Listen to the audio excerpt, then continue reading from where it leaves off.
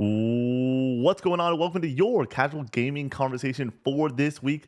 I'm Nick, that's Rogan, and this is your weekly podcast from Co-op 64.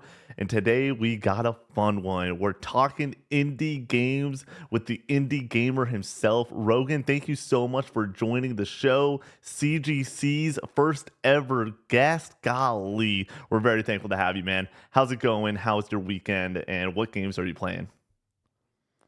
Good, man. It's good to be here. It's good to be in the big leagues now. It was like I was in the, farm we, team and now I've we, been brought up. we started you on bonus pod, then we called Yep. you in for a CGNC, and now here you are on the main show, the show that's been going Yeah. since 2023. Hell yeah. We're happy to have you, man.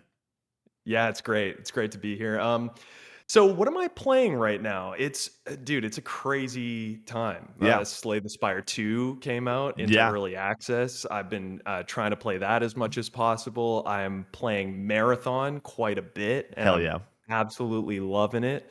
I'm playing a game that I'm actually going to talk about on this list as well. So I'll keep that a little mystery. I like it. Hooking people in. Oh man, you can stick around to the end of the episode. Oh, oh man, that's great. I'm curious if I can predict it. I'm gonna write it down. I'm gonna write down my prediction on what the game Please. is, and if I am right, I will definitely bring it up. And if I am wrong, this segment, I'm gonna be like, oh, I forgot. I forgot to go and say what it was. But People see this segment if it's wrong. yeah, we're just gonna have a cut. Like this is never gonna go out to people. No, dude, thank you so much for being here, though. It really does mean the world. Right now, I told you before the show started, playing some Pokopia. Me, Connor, and Brady Nice. are all playing it right now, which is a odd Yeah. one when all three guys are playing something that's not like PlayStation first party or even a game like a Helldivers. That's normally the all-ins for the whole team, and then tomorrow I will hopefully either later tonight or tomorrow morning for sure I will hop into Marathon as we get ready, Oh yeah. because me, Connor, and Brady will be streaming that Monday night, having a great time. But that's part of the housekeeping, so might as well just hop into the housekeeping at this point. Do it. Housekeeping for you, patreon.com/coop64. You can get this show 3 days early. You can get the casual gaming news conversation 3 days early, and a bonus episode of the casual gaming conversation each and every week. Brady and I just did our most anticipated games of 2026 spring edition. It was a great time there. We both brought 5 games, and it was a blast. We had a great time running through a lot of hyped Nice. games, and just running through video games are cool. At the end of the day, video games are just really cool. They're sick. And we talked about it post indie world, so we did have a mixtape date. I was very excited to be able to talk about mixtape on that show. So good. Little spoiler, if you want to hear me rant about mixtape even more, go over to Patreon. At the $10 tier, you get Recollection Retro, Connor's retro collecting show, and the Co-op 64 podcast once a month. And if you're at the highest tier, you also get to write into this show and the casual gaming news conversation. We have a lot of amazing memories written in about indie games, which is awesome. A lot of people, but Rogan, you're not the only one that likes indie games. It's great. So, Wow. Love it. if you want to write in and be part of the show, you can go and do so over at that $10 tier. At the highest tier, you get your name read at the end of each and every podcast we do here at Co-op 64, alongside with potentially being the 4th topic on the Co-op 64 podcast, where we spin the wheel. Whoever's name it lands on, we go and rock their topic on that podcast. It's a great time. Twitch streams, as I mentioned at the start of the show, Marathon. Monday, me, Brady, Connor, all going to be hopping into Marathon, one of the latest and greatest. That's what Monday streams are for nowadays. We're going to do Marathon this week. Next week, we're doing Ghost of Yote Legends. We're going to just keep the train rolling, having a great time. Video games are cool, Rogan. The video games are awesome. They're pretty cool. And then Tuesday and Thursday, it's official. I'm starting my first ever playthrough of Life is Strange. Connor hates this game. Connor despises this game. So the question is, will this be one of the times that the Brother Evanses align and say, yep, this game is trash? Or will it be one of the more fun times where Connor and I disagree and then are able to hate each other even more than we already do? It's going to be a good one. You're not going to want to miss it out. And then Wednesday, Connor is finishing his first ever playthrough of Dark Souls. He's got one stream left, it seems, and he's going to go and finally beat out this game, a game he's tried to play through so many times and has just never been able to go and roll credits because he's bad at video games, as we all know. Mhm. We did Coors Lights and Boss Fights. That will be posted some point throughout the week. But if you watch that live, thank you so much for watching live over on Twitch. Brady and I, Rogan, what the stream was, it was very simple. We pulled 15 amazing boss fights from video games. We both cracked a Nice. couple beers. And then if either of us gave the boss fight that we were watching or talking through a 10 out of 10, we had to grab another beer. Both of us did. So Oh, we got a beer counter nice drinking going. game. It was a good time, dude. We did this Yeah. last night. Thankfully, I am not too hungover on this podcast. I feel pretty I was good. just gonna ask. The night did not stop there, as you can well Yeah, assume. nice. We went out, had a nice dinner after the fact, and had a very fun night. But yeah, Coors Lights and Boss Fights, that's going to go up on YouTube. I think the plan as of right now is Thursday for free feeds, and we'll also toss it on Patreon just to make it easy for the people that are only on the Patreon side. But get excited about that. That's a fun little piece of bonus content. And if you want to watch bonus content like that live, go over to Twitch, hit the notification bell, do all of that fun stuff. We do a lot of fun stuff over there outside the Monday through Thursday streams, and a lot more bonus streams coming your way. Not this week, but I believe next week we are doing Hot Ones with Brady too, where I'm going to interview him and we're going to eat some spicy wings. So if you want to watch that live, Twitch. Discord. What kind of hot sauces you got? We're doing we bought the Hot Ones official set. Oh, you So have the we're- original. Oh, we're climbing the nice. ladder, dude. We're gonna be climbing the ladder yeah. together. It's gonna be a very interesting time. Because so we did, and the little spoiler, Rogan knows this. A little future content piece that's gonna happen in the month of March. We did Brady's gaming history, and we did it over a couple beers. It was like a 2.5 hour podcast. We had a great time. But the issue there was I asked him a lot of great questions, and like we got through all of it. But I wasn't able to ask like random, fun, stupid questions. It was about his gaming history and his time with Co-op 64 and how a lot of the process has changed for him. Now I'm going to be able to be like, Brady, who's your favorite member of Co-op 64? Take a bite of a wing, go do the random stuff. Brady, scale from 1 to 10, how handsome is Rogan plays games? Takes a bite of a wing, gives me an answer. All the fun stuff that you expect on a pod like that. So go over to Twitch, do that. Discord, it is linked in the description down below. Over 3,000 members talking about video games, hopping into Marathon. I'm literally looking at people in our Discord right now that are hanging out and playing games. They are hopping into Marathon, talking about Pocopia. I assume people are going to be going to each other's spots in Pocopia for over the next couple weeks, seeing the creations and all the fun stuff there. And then obviously talking about the fact that, yeah, Slay the Spire is like breaking steam on day one. Crazy. It's nuts. A lot of fun there over on the Discord. That's how I heard that news, was our Discord. If you want to stay up to date on video game news, unironically, our video game games and rumors chat that we have, I use that to like help sometimes with CGNC and stuff like that. It's such a great place for video game news. So hop into the Discord and talk about gaming news, games, WrestleMania's coming up. I don't know, just hang out. It's gonna be a great time. Merch, co-op64store.com. We got hoodies, t-shirts, and mugs. Review us over on Apple Podcasts and Spotify, by the way. You could drop a 5-star on Spotify. It helps the show get out to more people. It is extremely, extremely helpful. And then comment sections. Just go and comment your favorite indie game. Let us know. Keep the conversation going in the comments down below. It's been a lot of fun getting ready for this podcast, in particular with Rogan. But without further ado, everyone, let's get straight into it. We're going for it. Rogan, we talked briefly this past Monday about a couple pod ideas we want to do in March together, and this was one that we've had on our schedule well before March even happened. This was an idea we had a long time ago because it's like, man, Rogan is a good friend at this point. He likes being on the pod. We only have to pay him a dump truck of money to hang out with us. Just a couple buckets of money. That's it. I imagine that you're Scrooge McDuck, like diving into the gold pieces, but they're just co-op coins. right. Just like, because that's the only way you'll hang out with me on camera. That we know that. Yeah, exactly. But we go and we've had this idea literally since like last year. After you did Hades 2 spoiler cast, we're like, oh, we got to get Rogan on the pod sometimes talking about some indie games. Now's the freaking time, dude. So what I tasked Rogan with is very simple. Bring me 10 indie games that are essentials to you. When you think about indie games, what's a indie game as indie game? And the cool part about indie games is that is such a tough question. So I'm sorry, because there's a lot of bangers. There's a lot of good ones. There's a lot. And I'm happy Yeah. to see what you come up with for this list. Before we get into the games itself, when I tasked you with this, were you like, oh, easy, I got 10 like up my sleeve? Or did you think through like, okay, I want a deck builder, I want an indie platformer, I want something with this art style? Like, what was your mindset just going into this process?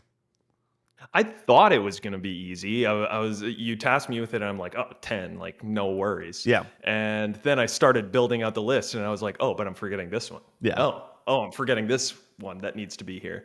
So, I don't know. My goal with this was to kind of, like, get a pretty wide gambit of what you can expect from indie games in a bunch of different genres. Not only genres, actually, also just, like, time periods. So Ooh. like stuff that like has just come out that you might have missed, and stuff that they're like the classic ones. Some of them are just like my favorites that I just want on here just because. Yeah. And some are like ones that I'm not too sure if you have played these or not, but I just wanted to throw out there and see if like what you would have to say about it and Yeah. what the people would want to say about it. Yeah, So, yeah. this is the reminder too. Like in the comments, let us know your favorite indies. Hang out with us, talk through some of these stuff. I will definitely the next day after this post on Wednesday for everyone, be thumbing up or down certain indie games. Mostly just thumbing up, unless somebody's like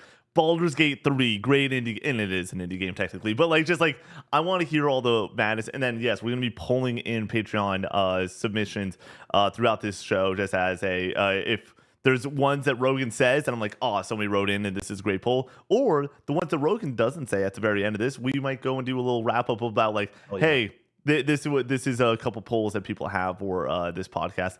But without further Okay. ado, Rogan, I think we just get into it. So, what's your first game Yeah. on this list? Yes.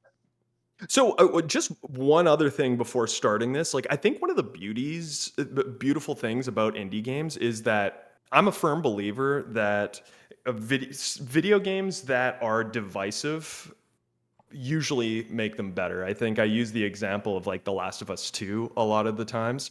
It is a game that is by definition divisive. Some people hate it more than any other game, and some people love it more than any other game.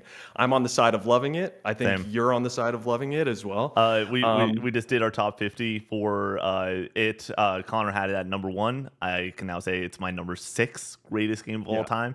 And it's always nice. funny. We posted that video, and the morning we posted it, TikTok was just completely bugging out, just not working. So it had like 20 views in the first like 2 hours, like literally nothing. And so we're like, oh, like it is what it is. It's all right. But it's weird because like it's The Last of Us Part 2. When anyone talks Yeah, on the internet about The Last of Us 2, there's always a lot of comments, there's always a lot of yeah, engagement. Surely enough, yeah, that video is now at like 150,000 views. People talking about it nonstop. But I completely agree with what you're saying.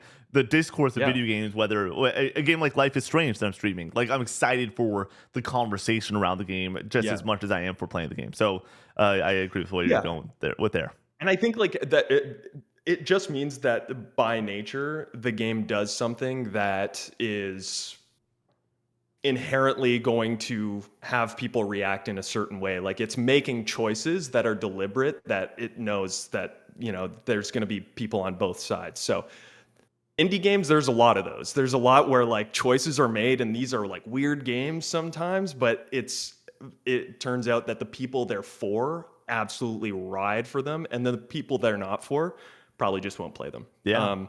So my first game is a very special one to me. It's one that I talk about all the time, and it's Return of the Obra Dinn. Have you ever played it? No, the story about Return of the Obra Dinn is very simple. For me, I went and when I started to write music again back in 2024, I just had the fun idea of like any song that I write, I want to make sure that I have a video game like name subtly like tossed into it.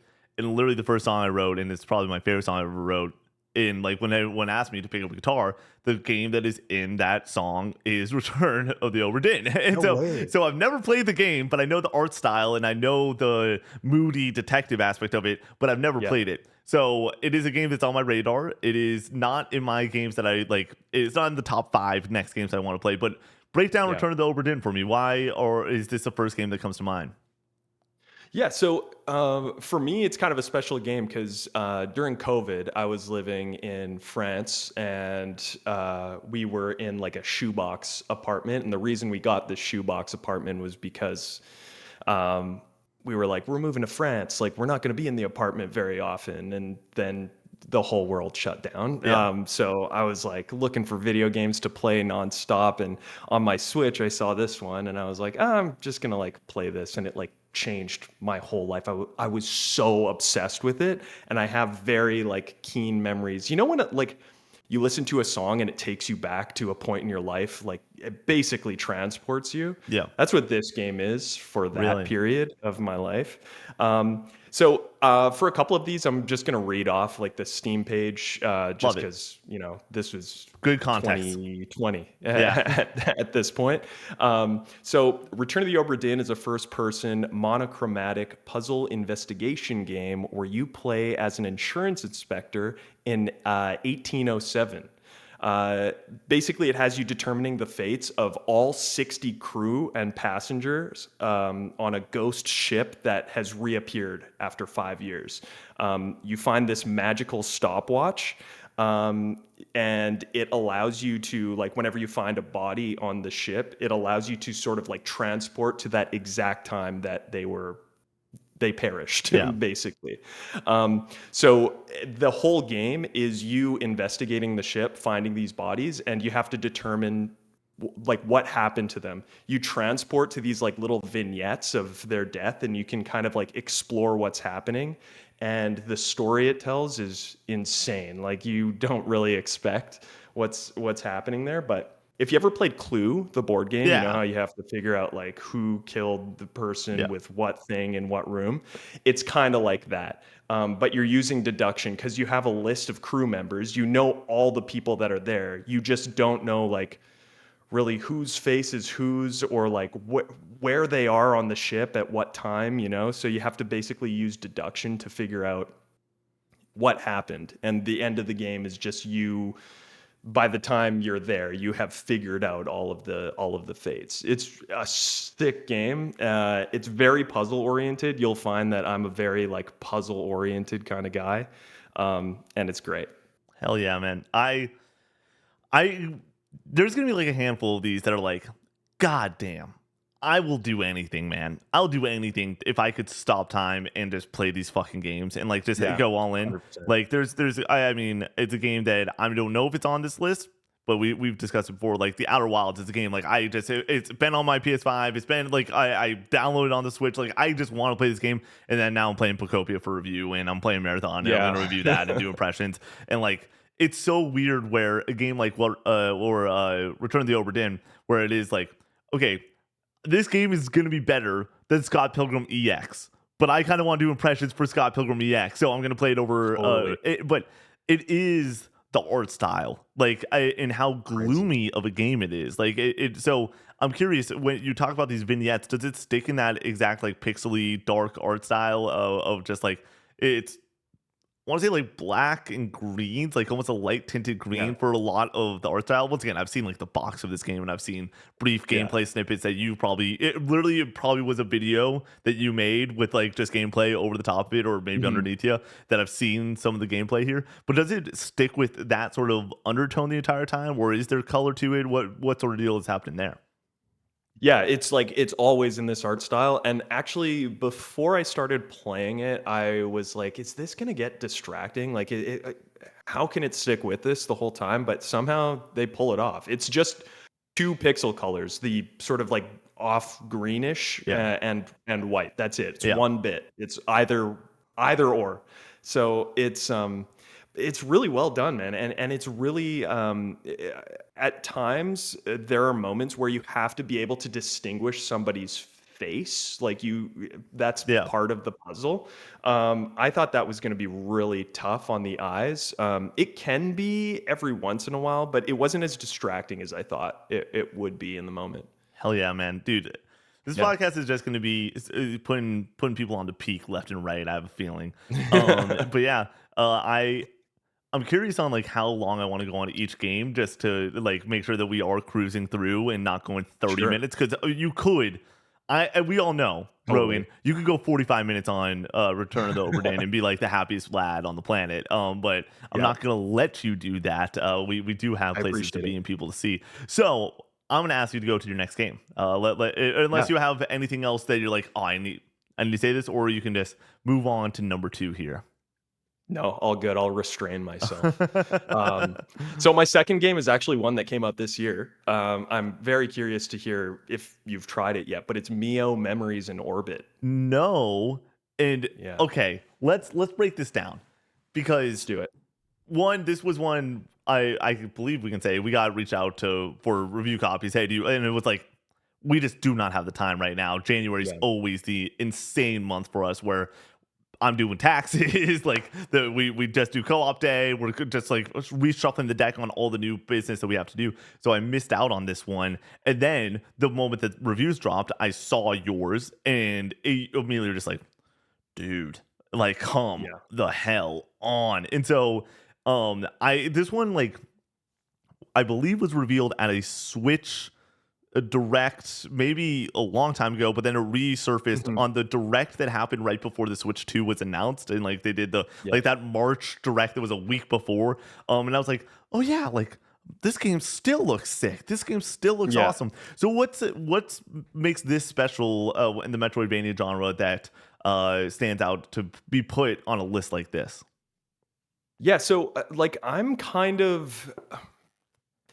wishy-washy on Metroidvanias. Same. Some I love, like, obviously, I played Silksong last year, and it freaking blew my mind, but the original Hollow Knight, I'm not super high on, Yeah. or as high on as everybody else. So when I see you in PAX, we're fist fighting because of that, man. I Because of like, that? Okay. yeah, because for me, Hollow Knight won like a 9.5 out of 10, like one of the Yeah, okay, greatest it's up there. creations I've ever played. And then Silk Yeah. Song is an 8 out of 10 for me. I think it's great still. Oh, I okay, love it's the it. opposite. But I think that some of the Metroidvania mechanics and it once again, it's a personal score. We all know the quality that is in Hollow Knight. So on the music's insane. The boss fights are a blast. I don't like the mob Yeah. fights. I don't like the feeling of getting to certain end sections and not getting it rewarded. And if the reward is Mhm. a crest, well, I don't want to utilize that crest. I like the crest I was using beforehand, so I Yeah. don't feel like I got a good reward there. Well, then no, we're gonna give you a different ability that is going to be something else that you're able to equip. Sometimes those things are great, sometimes they're ass, and then if they're ass, I don't feel rewarded properly. I like the Yeah. Metroidvania basic aspect of Hollow Knight, where it is get to the end of the section, you get the new movement ability, you get the upgraded weapon, you get the X, Y, or Z. With that being said, I also understand completely that most people are like, yeah, in Silksong, the amount of player agency that you get is redonkulous. The amount of Yeah. content with the quest systems, I don't like the quest systems in this game.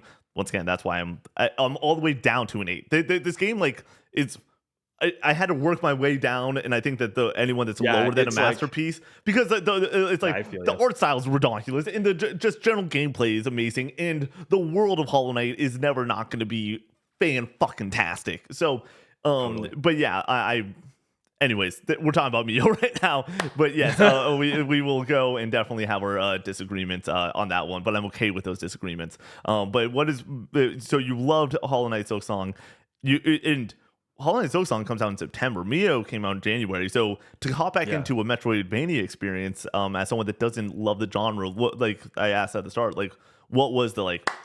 Oh man, I'm in on this one. This works for me. Yeah, I think it's like it's a fine line of the exploration elements of these games that like sometimes it's the getting lost that I'm like it's a very delicate Yeah. balance for me because I know that getting lost is kind of part of it and sort of finding your way back to that path is sort of like part of the thing that makes it satisfying. Yeah.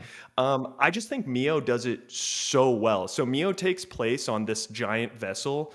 I'm reading again Yep. from the Steam page here. An enormous technological arc overgrown with machines that have gone rogue. So you have to basically uncover its secrets, enhance the Mio's abilities like any other Metroidvania, and save the spaceship and its residents from oblivion. So you're on this like massive ship, but it's kind of like I don't know.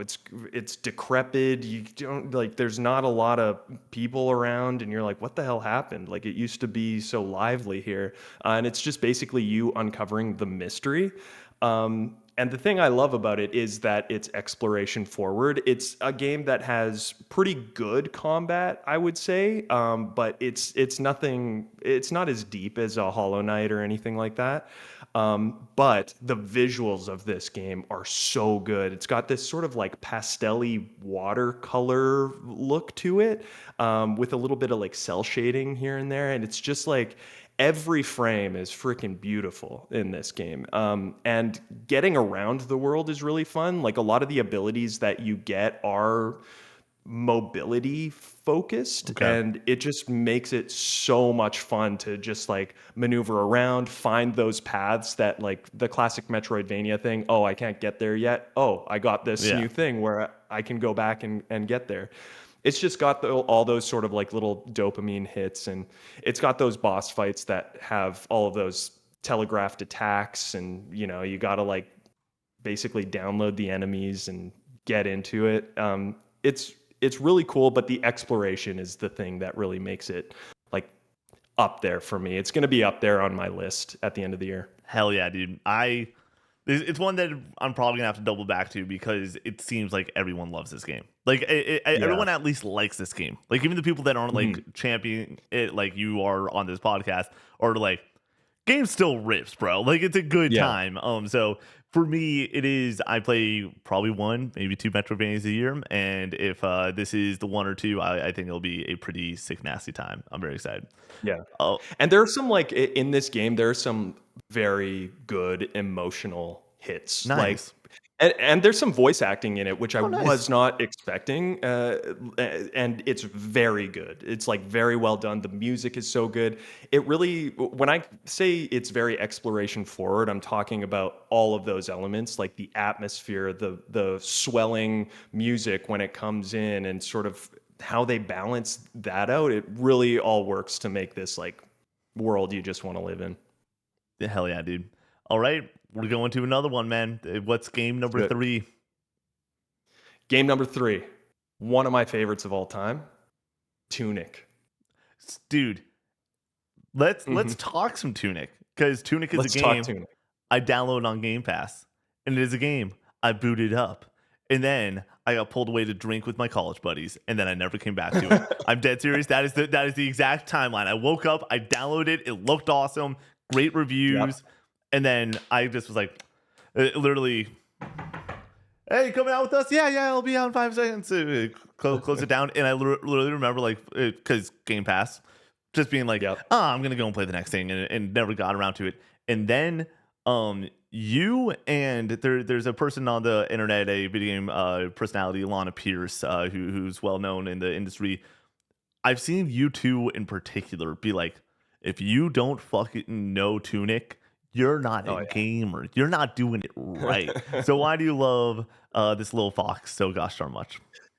Okay, so Tunic's a game that I always kind of had the wrong idea of. Like I would look at it, see this cute fox, and I'm like, okay, that's the hook for me. Like I want to play as this cute fox. And Yeah. then I'm like, it's a Zelda game, where you play as this fox and you explore the world, and it's isometric, and it's got some kind of like Souls-like ish combat, and you're also like resting at bonfires, and Yeah. then that spawns enemies and that sort of thing. It's got those sort of like Souls-like elements to it, but there is one element that kind of sets it apart from the rest of this type of game, because you see a lot of this type of game, and there some very good ones, like Death's Door comes to mind Yeah. as Yeah. one that's like amazing, that does this stuff. But the element here is the instruction manual, which you are kind of throughout the world picking up the pages of the instruction manual, and it's kind of like a meta thing. It's like the actual game manual Oh to yeah. the game that you're playing. But the thing is, there are some very I won't spoil anything, Yeah. obviously, but there are some puzzles related to the instruction manual that make this game very, very engaging. Like you'll start to pick up pages and you'll see like some notes scribbled in the corner and you're like, what the hell is that? And then you pick up the page that's directly next to it and you're like, oh, this opened up a whole other thing. Or like you'll pick up a page and it'll show you a mechanic that you can perform in game that you could have performed the entire time, but you just didn't know about it. You're like, no way, that's crazy. Like it does this sort of thing all the time and it changes the game. Like it takes this game from an isometric adventure game to something that has a puzzle element that makes it so much more than that. Hell yeah. And it's a game that I started and stopped so many times. Like I don't know, the first couple, maybe like 2 hours I've played through a lot. And there was one day where I just like, I'm going to stick with this. And I'm so glad I did. And I think other people might have that experience as well. How long is it? Is this one that you can get through in a week, or did it take you a bit of time? Yeah, you can get through it probably, I'm just spitballing here, like Yeah. 20-ish hours plus minus, you know. Well, like you could finish it quicker than that. You could also spend so much more time in Uh, this game. Like but there are a lot of things to discover. main and sides, we're looking at 16 and a half on how long to beat. That Yeah, okay. which does check for a Yeah. little bit of a longer indie experience. Mhm. Is it still on Game Pass? This is I'm checking for a friend. If I checking for a friend, I do mean me. I do believe it's on Game Pass. Is Tunic on Game Pass? I Yep. think it should Yep, be. it is. Yeah. So this is one that but this time, as someone that doesn't drink as much as I used to, I say after course lights and boss fights. I don't think that anyone's knocking my door to go out to bars anytime soon. So Yeah. maybe we right the wrong from many years ago and actually get this one in the books. Hell yeah, dude. But That's yeah, awesome. What do you like in term for you, yeah. do you how do you respond to like puzzles in games? Like do you like a I puzzle element to be involved? oh, Rogan.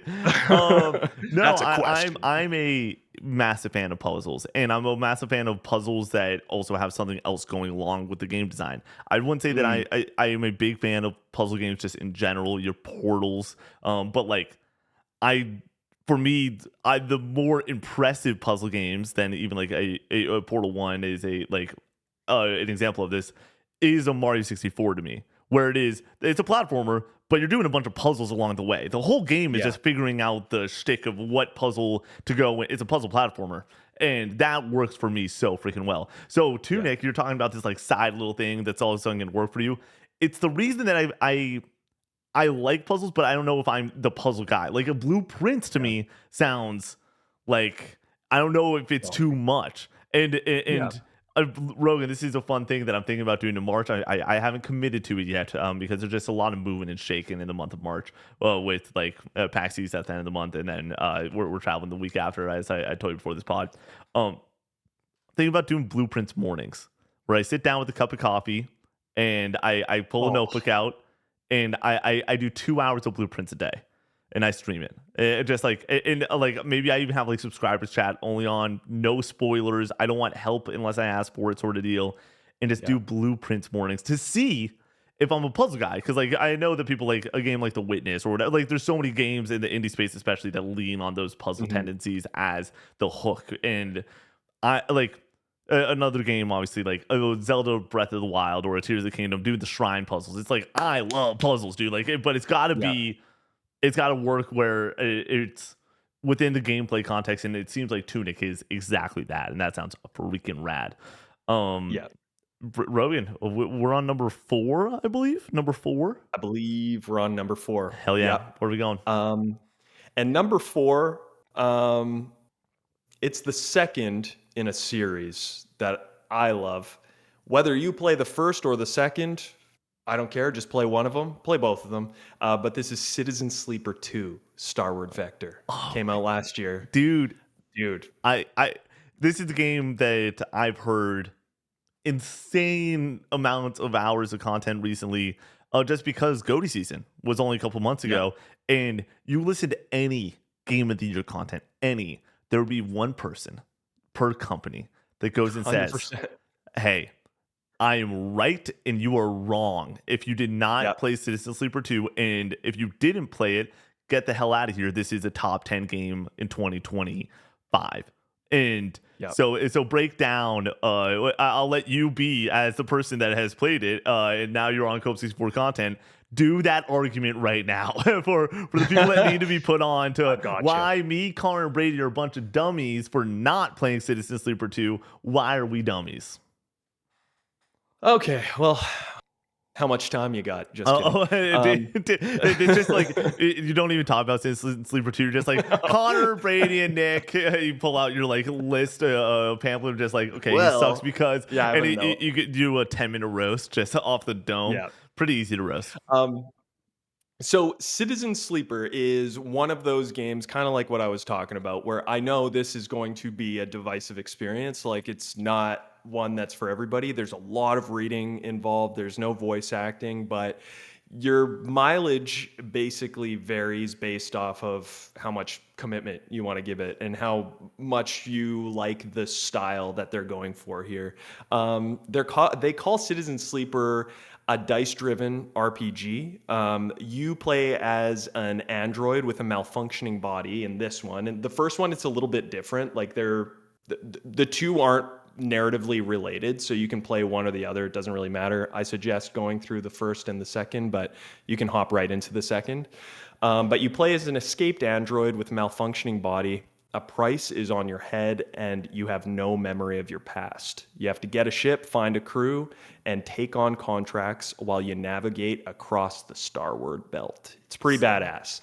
That does sound cool. So basically, it's it has some similarities in structure to the Mass Effect games, where in the Mass Interesting. Effect games, you're basically like flying around the galaxy, picking up crew members, and then you have a bunch of crew members and you can go down and take them on, missions. Yeah. That's kind of the same thing that's happening here. Obviously, gameplay wise, it's completely different, but that's like structurally how you bring crew members onto your ship. Every crew member has like personality. They have their own stuff going on. They have their own sort of like narrative arcs that you can go explore. And the writing in this game, man, is insane. Like, I don't cry a lot reading, I would say. I have in the past, and this would be one of the scenarios where like it brings you to tears. Like, it's almost like this sounds so hoity-toity, but like the prose, it's like the way that they're using their words just hits you so much in the feels, and accompanied by the soundtrack, which is also amazing and very sort of like sci-fi synthy. Yeah. It's all just really, really well done, especially for a game that's like all writing. It's kind of like reading a book in a lot of ways, but it's so well done. And the dice rolling element. So basically, the game is split into days, and every morning you wake up and you roll the dice, and you have 5 dice, and you can basically use those dice to determine your actions for a bunch of different things, whether you want to go make money or you want like food or there's this other mission. And basically, the number on the dice determines how successful you are at that thing. So you have to kind of like pick and choose. Oh, am I going to use this 6 on this task or this task? And do I really want to like roll the dice with a 1 on this thing? Like the stakes get pretty high in Hell this yeah. game, and it's very satisfying. Dude, it is, and this is what this podcast is. It is just going to be blowing up people's Steam libraries and Yeah. giving them decision shock that they're gonna have to deal with, where it's like, man, I remember when we were talking about Obra Dinn. Like, now that's like the 4th game I want to play on this list. Golly.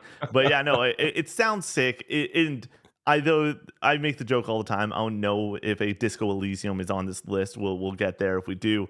But Mhm. that's the other thing, by the way. If you're listening to this episode, I normally prep podcasts like pretty hard. Like, I know exactly what the run of show is.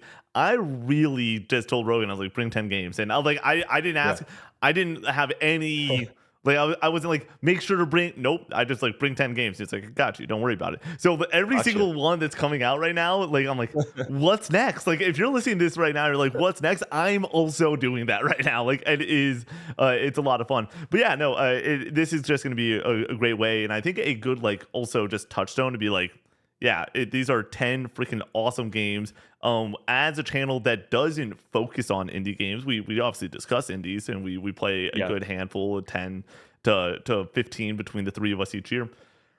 It definitely is nice to just be like, maybe you forgot this one from last year. And I also do like the fact that you're bringing up stuff from even the past couple of years, because Yeah. it like obviously we do cover a lot of content here, but we didn't play Citizen Sleeper 2 last year. And so just getting the breakdown on why this game from last year kicked a whole bunch of ass. And like I said, everyone that played it last year, if you played this game last year, you did not shut up about it. Like you were 100% being like, this is the shit. So it's cool to hear on your end that it also stood for you. Where on your list last year, was it your number 4 on indies? I want to say I believe it was number 3 or 3. 4. It kind Yeah, of it wasn't it top kind of 2. swapped around like last minute. Like Ooh.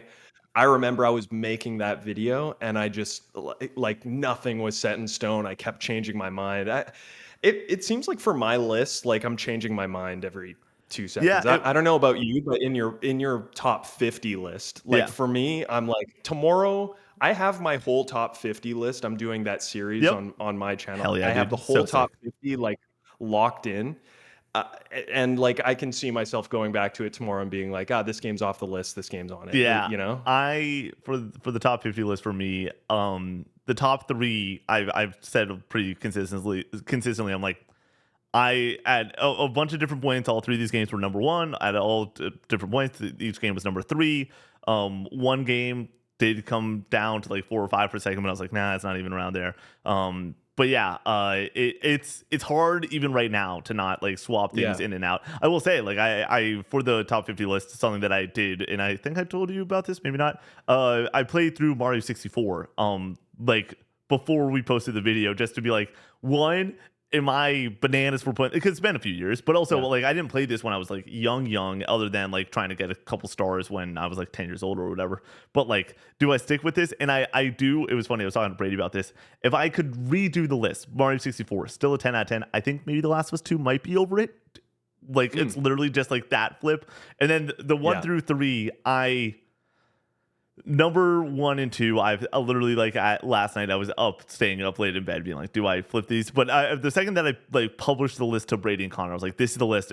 Well, I'm not going to change the list. But like I understand what you're saying, where it's fun to flip Yeah. things around because at any given moment, like games are awesome. But I will say another reason you and me fist fighting at PAX East, come to 100%. come to the meet greet. Yeah, there's like a ring in the middle. Oh my gosh. By the way, I didn't even plug that. Yes, Rogan it will be there. March I will. 28th, I want to say is the date. Yep, March 28th, 7 p.m. at the Flight Club in Boston. It's not Fight Club. It's not, but it could be About to because be. we're. I was about to say. The other reason that we're going to be opposed from each other during that hangout is you did last minute flip Blueprints and Hades 2, and I'll never forgive you for it for not having that as your Oh, number 1 dude. last year. Never forgive you. Also, I'll never That was a forgive you last minute for flip. like keeping the secret from me that Connor was playing Hades 2. You knew about it, and Awesome. man, I hate you guys so much. I remember calling my mom and I was like, "Do you remember?" And she was like, "Yeah, like Connor we're on this vacation. Connor was like having his like in retrospect, I remember all this. Connor was always in like the chair that had 2 walls behind him." So no one could get behind him on any given moment. I didn't even realize he was doing that. But he literally told my parents, he was like, no matter what, like I need to be in that chair. I need to make sure that like Nick That's doesn't so see what's on funny. my screen. And all I had to do apparently was text you and be like, "Hey, I actually had no idea. There was never a thought in my mind that Connor was playing Hades 2. But the fact that it wasn't your number 1, it just makes me want to play Blueprints more. I'll tell you that much. But yes, Rogan, Yeah. what's your number? We're on 5. Number 5, I believe. Yes. Awesome. My number 5, one from 2024. So I think the the reason why I have quite a few on here from like recent times is just because like I think so many games are coming out these days, Yep. more games than ever, Yep. every single year. So I think it's so much easier for games to fall under the wayside, like and just not really get as much recognition as they would have if they came out in say like 2016 or Yeah, whatever. I mean, you So look at a 2013 indies, and it's like, okay, one or two comes to mind. You look at yeah, 2025 indies, it's like there's 47 great indies from last year. Like, yeah, there's a ton. I totally get that. exactly. So from 2024, I think a lot of people would point up Balatro for being the indie of the year, and I absolutely agree with that. It's like a cultural moment Yeah. for indie games. But my indie game of the year was actually Animal Well, Yep. and this is my favorite Metroidvania of all time. What I was saying before about Mio, about more enjoying the sort of like exploration elements when they get that balance right in Animal Well, there's no combat or anything. It's just like puzzle elements and you figuring out how to use the different items that you're coming across in this weird, very atmospheric, like pixelated world where there's just like a bunch of animals roaming around, some hostile, some not really. It's a very strange game, and I think that's why I like it so much. I like when there's an element of weirdness in the indies that I play. This game has very strange sound design. Yeah. Like it's very eerie at all times. I don't know if you've played it, but it's a game that like will it's got these like earworms that just like kind of make you shiver sometimes. And I I just really like how simple this game is. It's Yep. all about the secrets. Like this game you can play for so many more hours than the sort of like the, the element of beating the Yeah. game kind of exists, but there's just like so much more to discover afterward. Again, those And eggs, it's a man. You game, got to get those got eggs. to get the eggs. Uh, Got to get the yeah. eggs. Let me hop in real quick. I have Yeah. not played Animal Well. I own Animal Well. I bought it last week. It is the game that I have to beat to challenge Brady for the belt. That is the game he chose for me. So, Commissioner, Oh, I will let you know when that happens, and we will make sure to go and have a fun moment there. But yes, I do need to play Animal Well, not just wow. because of all of the hot fire spitting about how good this game is, but also because I cannot live in a world where Brady is a better gamer than me. And I got to make sure 100%. his title run ends as soon as possible. So just a heads up, I you're, agree. you're gonna get a call from me in like 2 weeks and be like, "All right, the time to make another video, man." Because dude, like, there's so many games to play right now, though. But yes, Animal Well is Too literally many. it is. The hard part is Animal Well was supposed to be my Switch game right now, like my travel, go everywhere. But now Yeah. it's this Pokemon Pokepia because apparently this game, and like I said, I played about an hour of it. Yeah, I'm gonna be. And this game's gonna be an issue in my life. Like I already Yeah. know that because coming after Resident Evil 9, I'm like, God damn, what a cute and cozy game after just murdering zombies and everything. So yes, but Animal Well, it's a well documented game on this channel because Connor and Brady both had it in their top tens in 2024. Nice. It's Brady's. I think it might have been his game of the year outside. It might have been his number three behind Rebirth and or four, maybe Rebirth, Astrobot, Balatro. Balatro was his one in 24, but he Nice. he does not shut up about Animal Well. Also, yeah, and so you're in good Sick. company on this channel. Yeah, hell yeah. No, it's great, and it's another one on this. It's one of the few on this list where a lot of the satisfaction that comes from the game and a lot of the reward that comes from the game is simply like the discoveries that you're Yeah, making and the knowledge that you're taking from it. It's not like you're not getting like cosmetics, you're not getting these like pings or whatever. It's just you're learning more about the world, and that is the thing that is the reward in the game, which is really cool. hell yeah. Let's get to 6.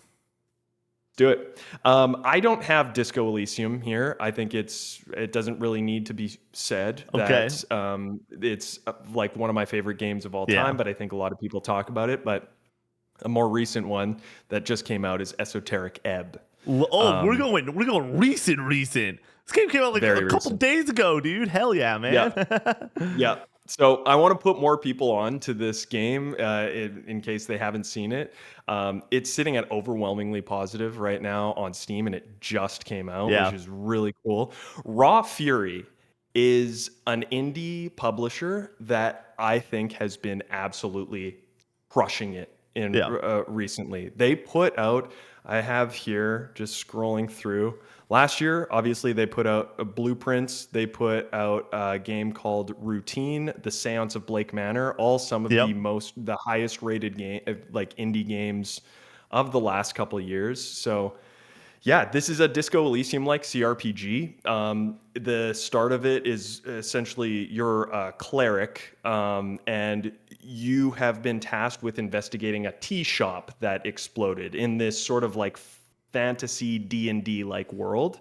Um, Essentially you build out your character based off of like different traits. So right at the start of the game, you, like any other RPG, you like build out your strength, your dexterity, your charisma, whatever. And it really encourages you to spec out your character, like really min max, like find a thing your character is really good at and the thing your character is really bad at.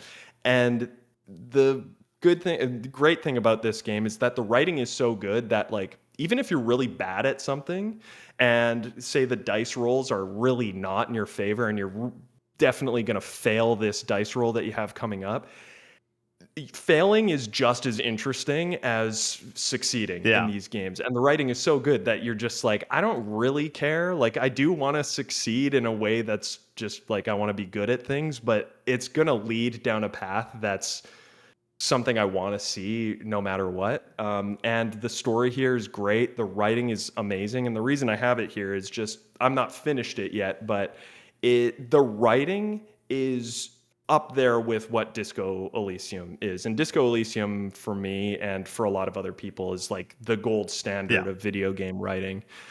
They're building out this world in a really interesting way. And I think more people should play it. It's really cool and the art style is great. Sitting at an 88 on Metacritic, one of the highest reviewed games of the year Yeah. thus far.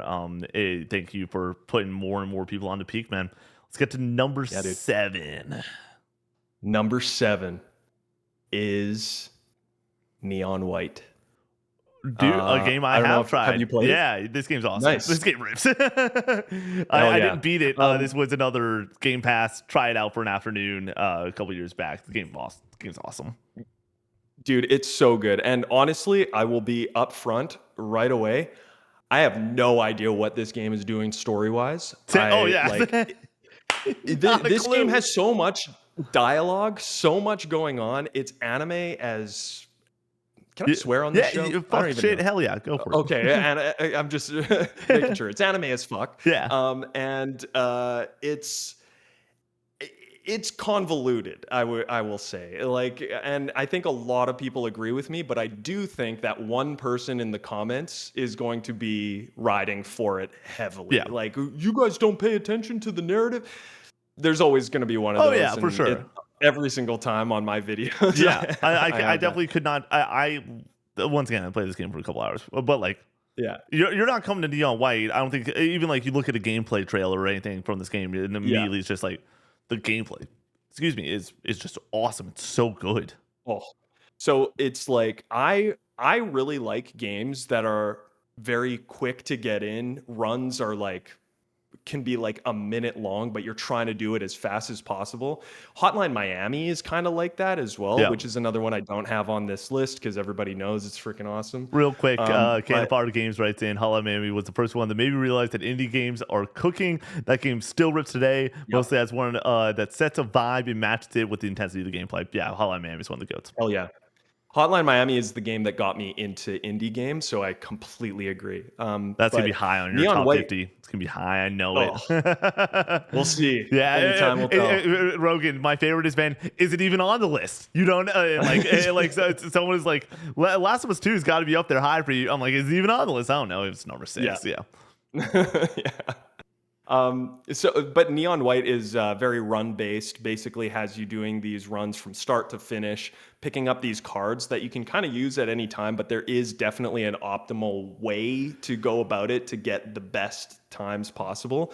And the gameplay is probably some of the best first person like speedrunner-ish gameplay I've ever really experienced. Like, it feels so fluid, and the speed of this game is so satisfying. Like, I love when a game can achieve a sense of speed when you're supposed to be going really fast, and that's what this game does so immaculately. It's great. Yeah, game's awesome. Is it still on Game Pass? Like, I'm trying to make sure. By the way, all these games, I believe, the best part about indie games, nothing costs $70. It's always, hey, hop in for this Nope. one for $20.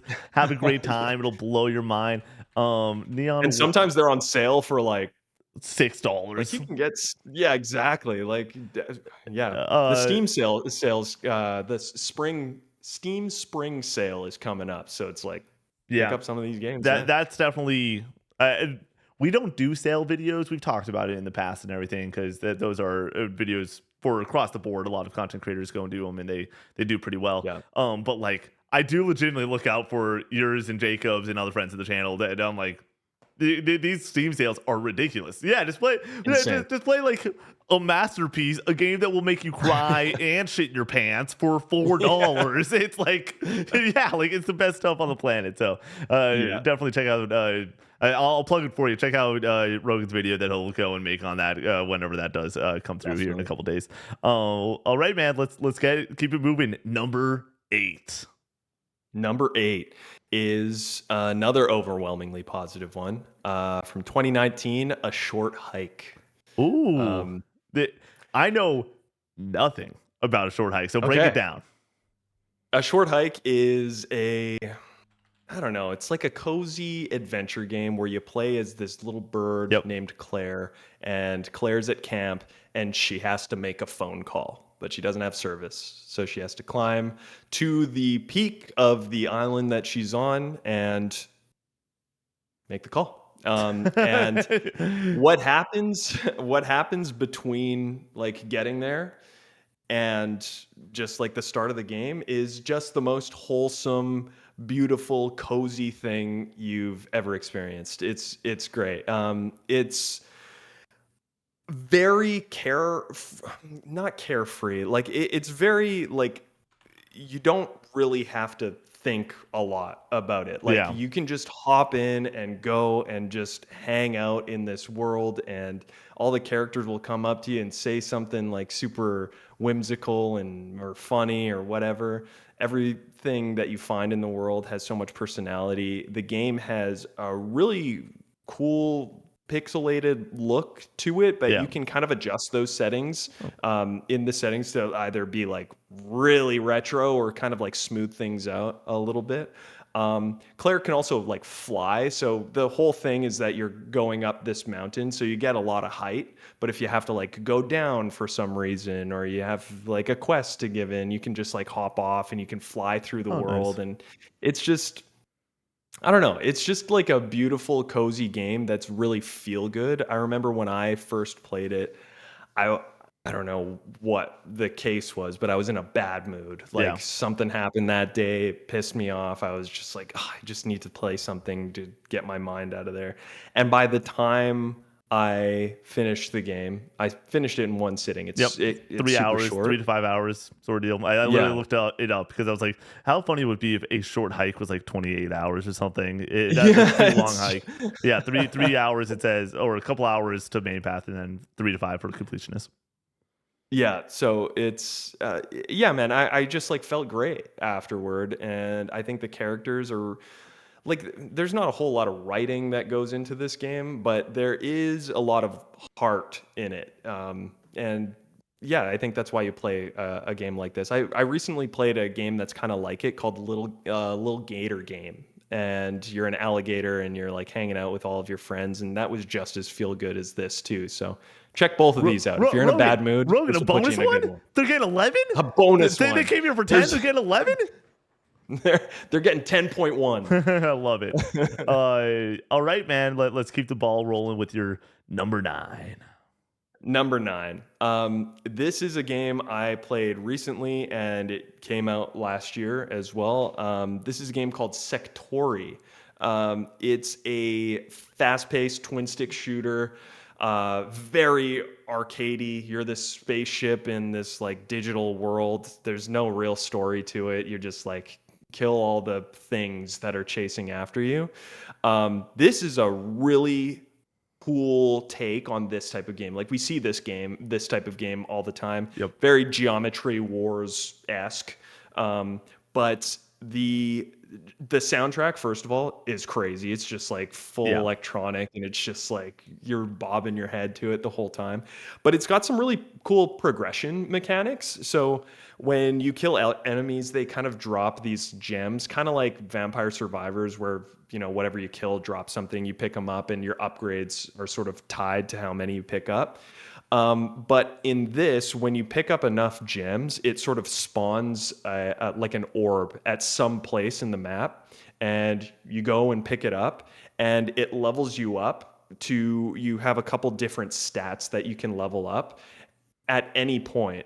But you have to pick up enough gems to be able, or orbs to be able to upgrade that thing. So if you want to upgrade your blaster, for example, that's like 6 things up the number of stats that you have to upgrade. So you have to pick up 6 of those orbs. So you have to kind of like, I don't know, be very picky and choosy about what you want to upgrade in that moment, and sort of like where you want your stats to go. If you don't have a shield, maybe you want to use that stat point for a shield in that moment, but that that There takes you go. away a Yeah. stat point that you could have used for something else.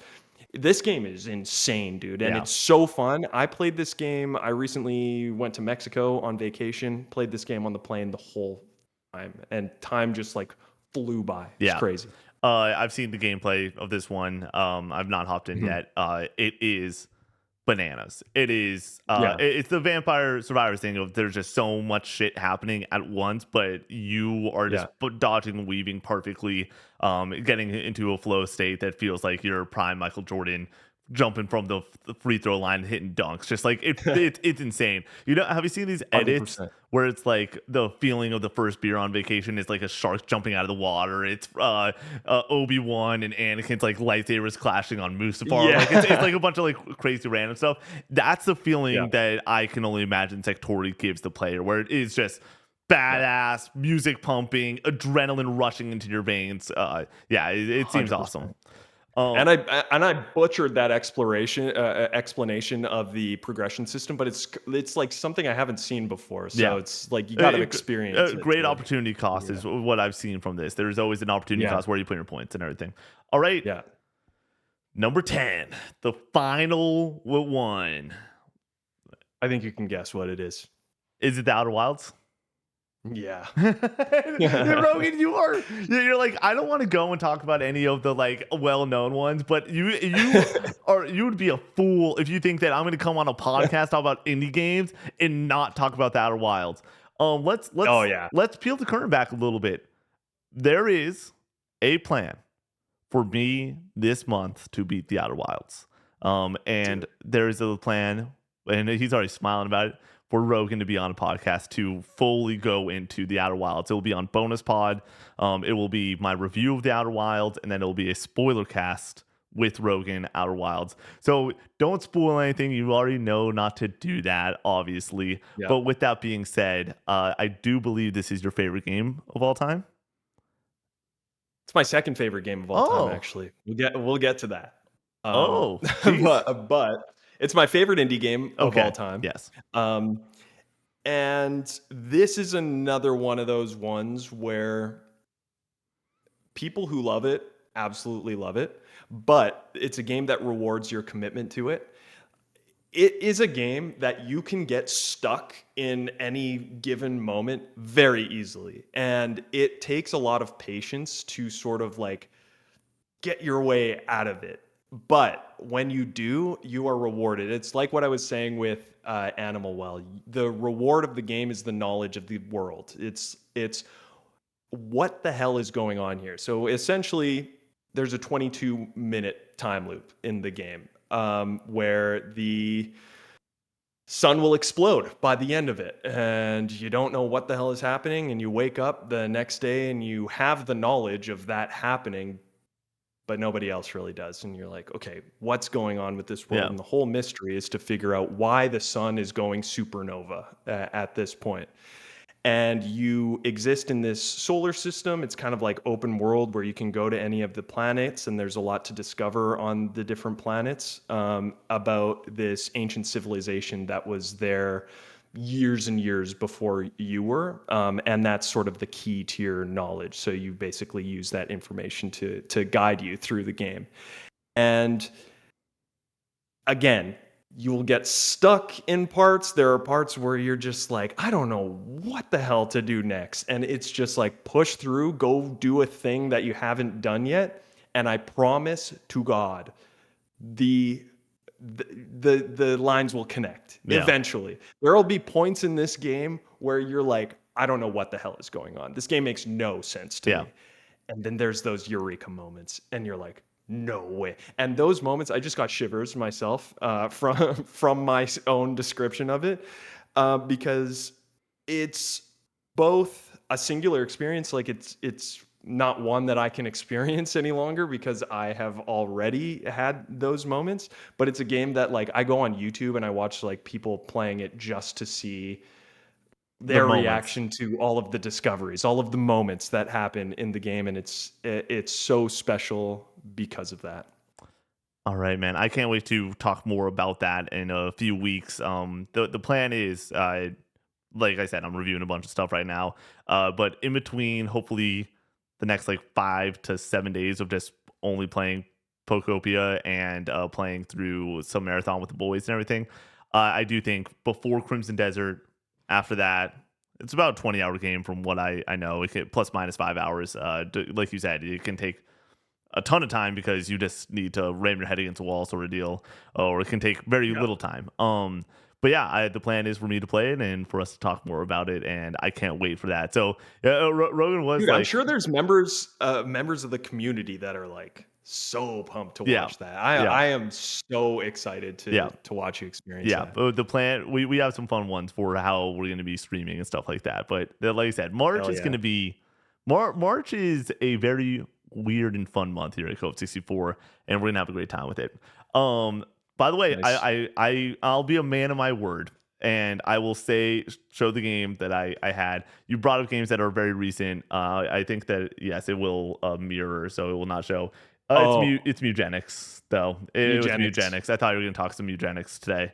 But I was wrong. Apparently, I was thinking about it. The new one was Esoteric Ebb. So like I'm very, very stoked that you brought that in. I'm gonna bring in a couple more write-ins before we move over to the draft, just because I feel like it's necessary to do so. There's one from Humunga Dunga who wrote in about the Outer Wilds. I'm skipping over it because I don't want to read a single damn thing about this. I'm nervous about spoilers. So I'm gonna go and bring up Ali Benali, who writes in and said, when it comes to indies, the one that I think can think of the most is What Remains of Edith Finch, a short yet impactful story that uses unique game mechanics to keep you hooked the entire game. I completely agree. I adore that game. One of the greatest games I've ever played.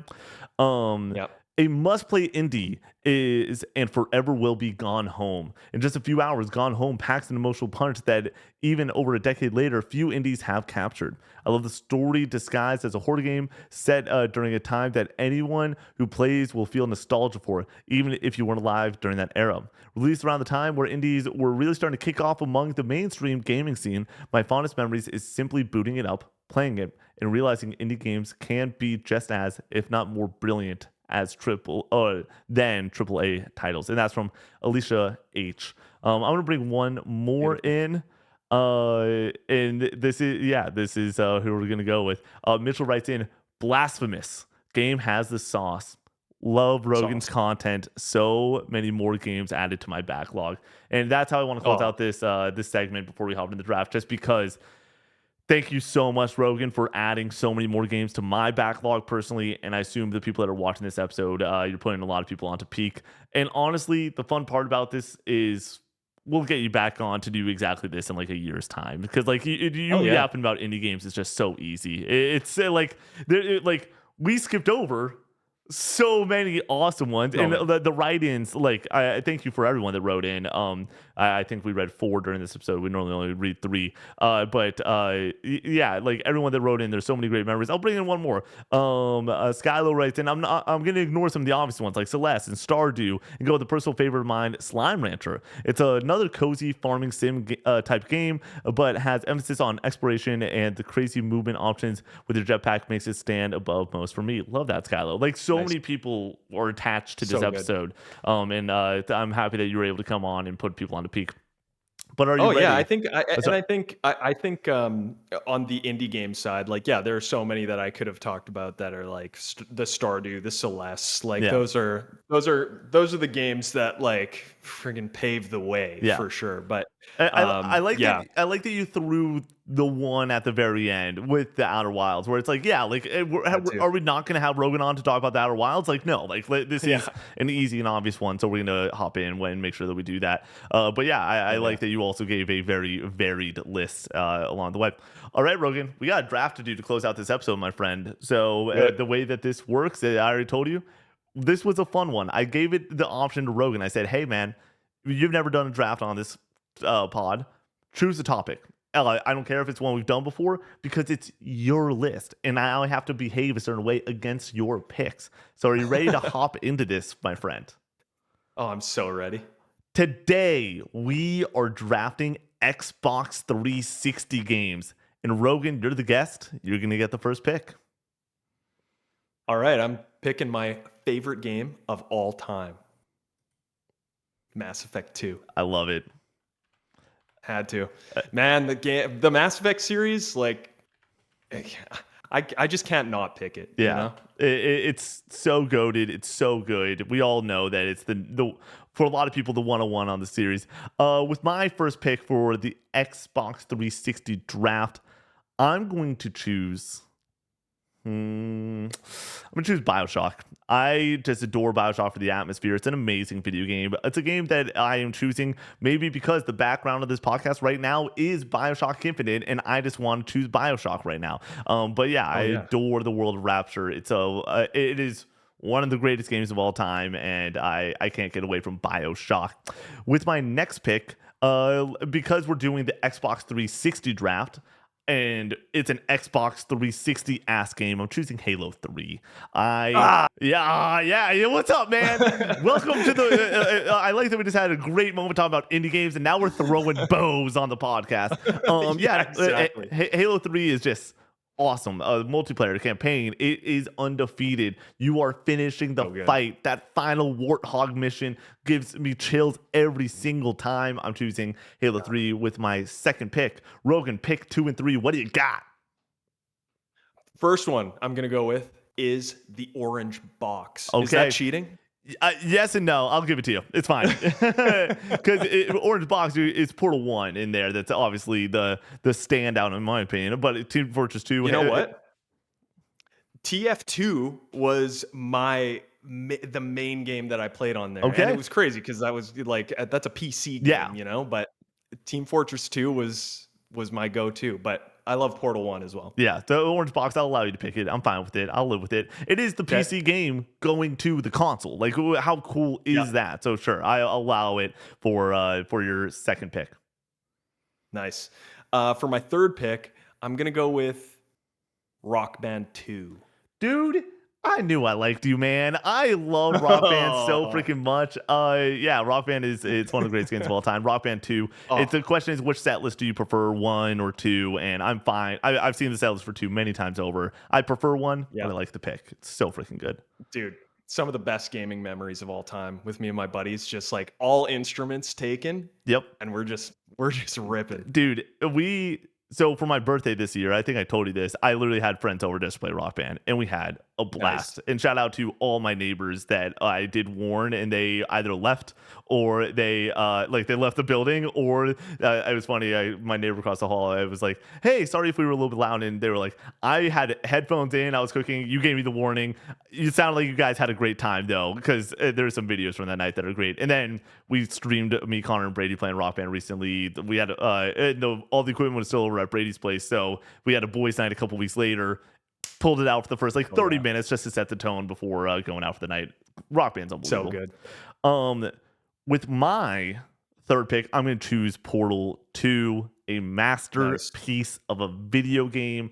I said it earlier on the podcast. I like puzzles. This is the truest form of puzzles. It is consistently rewarding the player for thinking outside the box and be like, wait, if I do this, this is how this is going to. Oh, snap. Okay, now let's go and try this out. And then you also just so happen to have arguably the best co op campaign in any game ever, working through those Yeah. moments with a friend, adding the extra layers of movement. And it is the truest puzzle platformer that there ever will be. Portal 2 with my third pick. With my fourth pick, I'm going to choose a game that I probably underrate at this point, and that is Call of Duty Modern Warfare 1. I'm going to choose the Ooh. OG, the game that I was not around for because I was more around for BO1, MW2, and BO2, but MW4, playing the remastered and all the stuff, just understanding what this did for video games is important. So I'm going to have it be, and the campaign's still unbelievable. I'm going to have it be my fourth pick. Rogan, you got two more. All right. I have a couple here, but I think I'm gonna go with Halo Reach. Love For it. my next one. That's my fourth, I Yeah. believe. Yeah. Yes. Halo Reach. I think Halo Reach is an instance of a prequel that I think does everything right and it like sets up the first game in a really satisfying way. I also read the Halo books as a kid, so I knew the story of Reach before going into that. Hell So it yeah. was like a really satisfying moment for me. All right, one more. My last one, I think I am going to go back to my indie roots. I was wondering on if you were this going to one. choose an indie. Yeah. And I'm going to go with Limbo. Screw you, man. That's Yeah. such a good pick. I love Limbo We're so gonna go freaking with much. Limbo. Man, the Xbox 360 arcade was a game changer for Yep. me, I think. So many good indies came out on there. It's a time where Xbox was supporting those like smaller games in a way nobody else was. Like obviously Steam existed at this point, but indies weren't really in the same place as they are now. And I have great memories of the Xbox 360 arcade. How weird do I want to get? There's a couple of honorable mentions I can go and give, and one of them is Yeah. NBA 2K11. And when I tell you that this is arguably Ooh. one of the best sports games of all time, I'm not joking. And this is, you're like, all 2Ks are the same. Dude, I played 2K8 through like 16. Like, it's NBA 2K11 is the one. If you're going to pull a 2K, Yeah. I'm not going to do that. Okay. Then you go, and I'm not a Gears guy. I love Gears, but I'm not a Gears guy, I would say. I'm choosing Rock Band 1.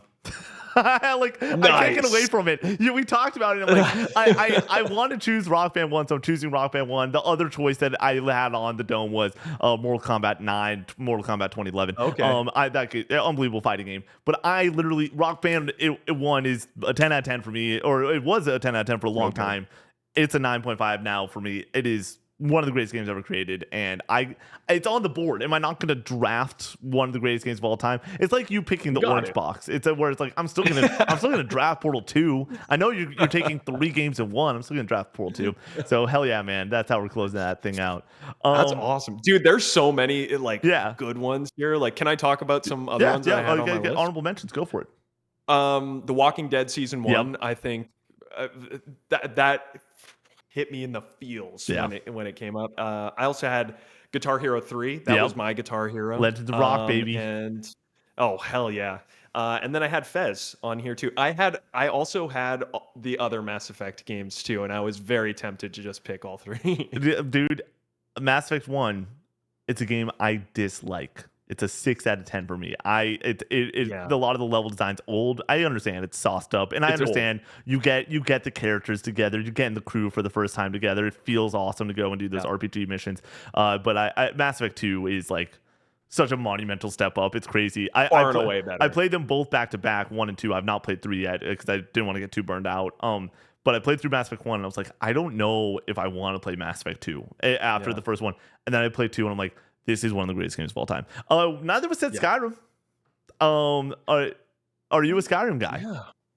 I'm a Skyrim Okay. guy, but I think over time I've kind of lowered on it a Yep. little bit. Like, I mean, I love it so much and I have fond memories of it, but I wouldn't go back to it in the same way as I go back to some of these other games. Yeah, for us, it's well documented. We are not Skyrim guys. All of us think that the Yeah. gameplay is just not up to snuff, even in Hmm. 2011. It's not like like all the time we hear like, oh, but like for the time the game. No, I disagree that the gameplay. You look at something like a BioShock right next to it. You look at even at like a Far Yeah. Cry, and it's like no, these other games are more fun in those first person perspectives by country mile.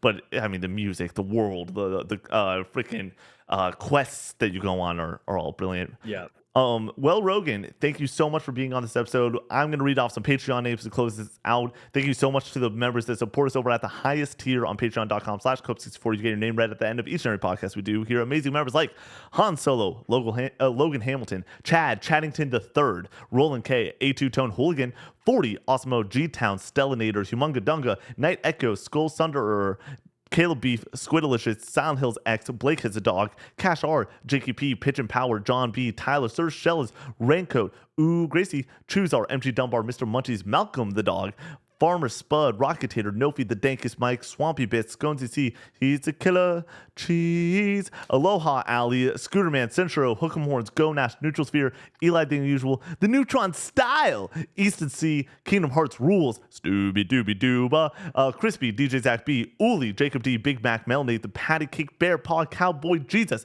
Mega, Yogi, Dam, Holden, M, Brock, Voodoo, Milky Sins, Reggie Ranks, Alex the Golden, Andrew H, Master Diz, Cannon Fodder Games, Only One, Rufus, yeah, J Matt B3, Snake, Ali Benali, Bikel, and Kingdom Hearts Sucks. Thank you so much for joining us on this episode. We will see you in the next one.